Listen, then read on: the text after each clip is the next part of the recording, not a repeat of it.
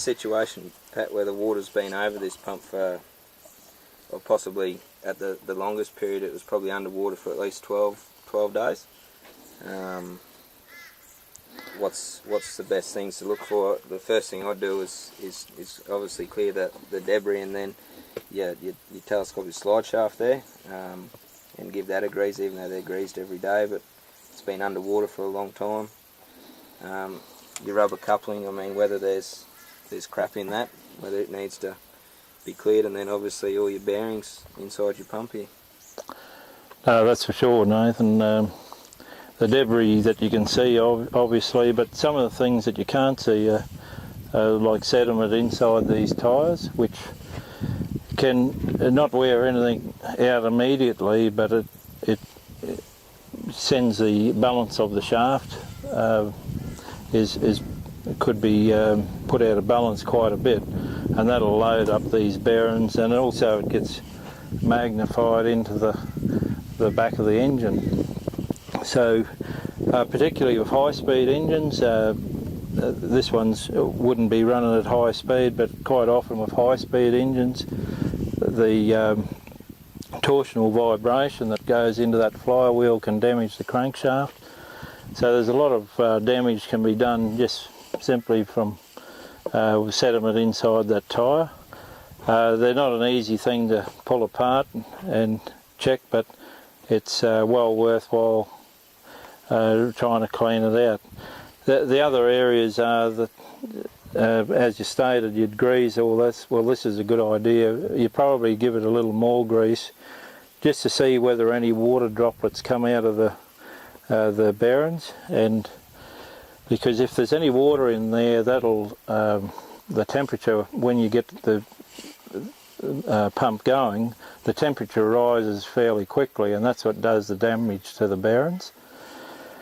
So it's a good idea for this time to possibly use high temperature grease instead of general purpose grease.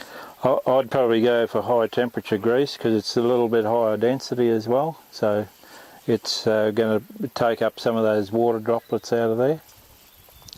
The other areas is any seals, just to make sure that the debris is completely cleared from the seals, and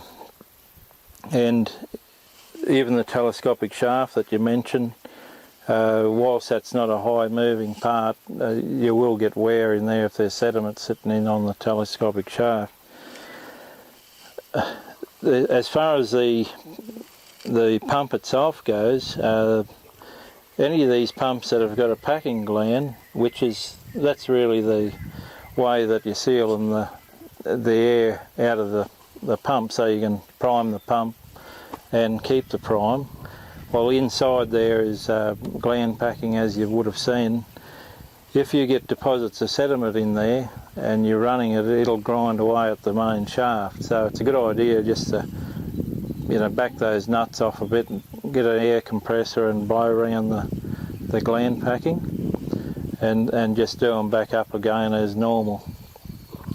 In case you're not sure with that, when you do up gland packing, you should have about 5 drips a minute is what you need.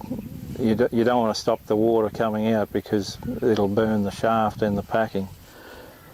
The bearings here are, once again, you'd grease those and look for any signs of water bubbles coming out through the seals, because the seals are not good enough to keep the water in there, so the grease pressure will push that water out.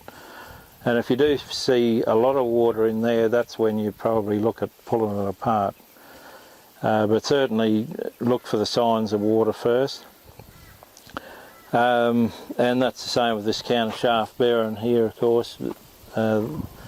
Grease it and just observe whether any water bubbles come out. Moving away from some of this moving stuff though, the other things that I do, at your water source, that might have changed down there, so next time you go to pump, you don't want to be putting a heap of sand and stuff up through the system, so you probably want to make sure that you've still got a pumping hole there. And on the discharge here, we've got a air valve there on the non-return valve chamber there, where you just make sure that nothing's, you know, built up inside of things like that. But other than that, it would be good to go.